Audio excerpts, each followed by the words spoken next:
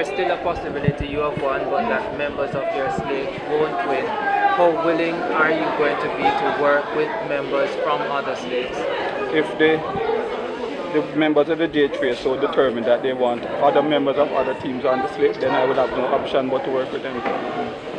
And I'm willing to work with anybody who has the interest of Jamaica's track and field at heart.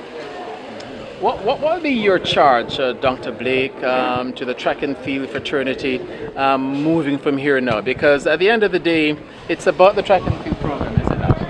Yes, it is. Because what I intend to do, as my motto stated, that we are going to strengthen the gains that we have made, and we look towards the future. Because we want to chart a path that will take Jamaica not from being third in track and field, but to be the world power in track and field. Your immediate task then, if I can ask you for three, not to delay you long, but your three top priorities, let's say for the first year of your next 4-year term. Well, the first year is to forge some international relationships. I'm looking about twinning of the universities, and as I pointed out in my presidential speech, the twinning of the University of Pretoria is far advanced with the University of the West Indies and the University of Technology. And a team from both of these universities should be traveling to South Africa in around April, May to just to pursue this task. Also, the University of Birmingham has expressed an interest in twinning with our local universities to extend the application of science and sports. Because, I mean, we have the raw talent, but without the application of science and sport, our continued dominance of track and field will be in jeopardy. Well, that's one. Two more of your priorities? Well, actually, that's a multifaceted priority, but the other priorities are really to get all stakeholders on board, because we do have our annual track program to run. And if all the stakeholders do not come on board, we are going to have a difficulty. We're also going to need to train more officials and coaches, because without that, you will not be able to spot the talent and develop the talent that we have. Dr. Blake, thanks very much. Appreciate it. Okay, you're welcome.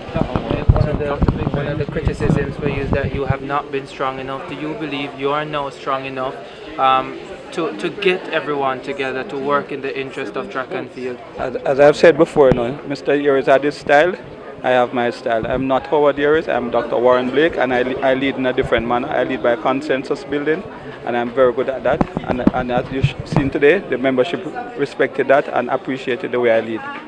Are we supposed to be having a special guest coming in tomorrow? My information tells me that he came in tonight. And he will be meeting with the Prime Minister to discuss advancements, not just for track and field, but for Jamaica as well. He's none other than Mr. Al Kamali from the United Arab Emirates Federation, and he's also a IAAF Council member. Dr. Blake, the issue of the Puma contract is something that surfaced just recently in the media, where it is argued that Jamaica didn't get the best deal. Now that you have taken over your administration, look at that with a view to perhaps... First of all, the exact terms of the Puma contract is subject to a confidentiality clause.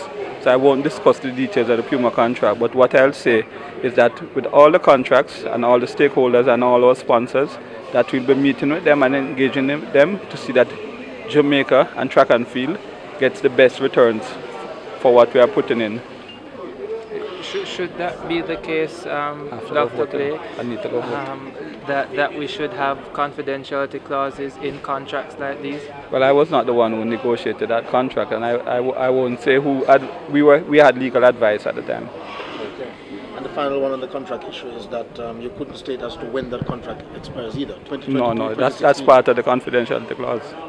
Dr. Blake, you said that you weren't worried any at all coming in. No, I never worried, because one thing about elections, you see, you need to know your membership and you need to do your canvassing.